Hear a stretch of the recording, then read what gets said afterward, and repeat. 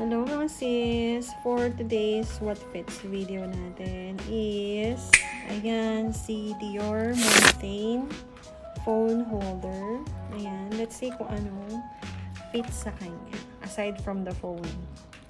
So, tanggalin natin yung laman. Yung mga pampatigas niya sa loob. As you can see mga sis, meron na siyang ready card slots dyan. So, 3 cards na yung malalagay nyo dyan agad. And then, lagay natin yung phone.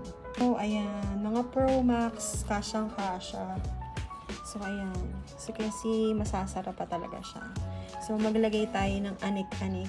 So, try natin mga essentials na kailangan ko. Kunyari, ayan. So, ganyan siya. So, as you can see mga sis, ayan. Maganda pa rin si bag. Marami pa rin kayo malalagay. Ayan. Kahit siya is phone holder and two-way to. Ayan. Insert natin dyan when worn.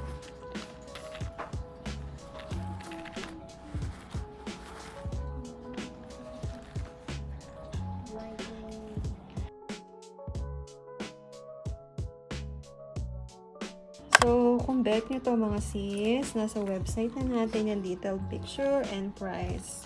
Okay, open tayo for negotiation. So, ayan. PM lang kayo.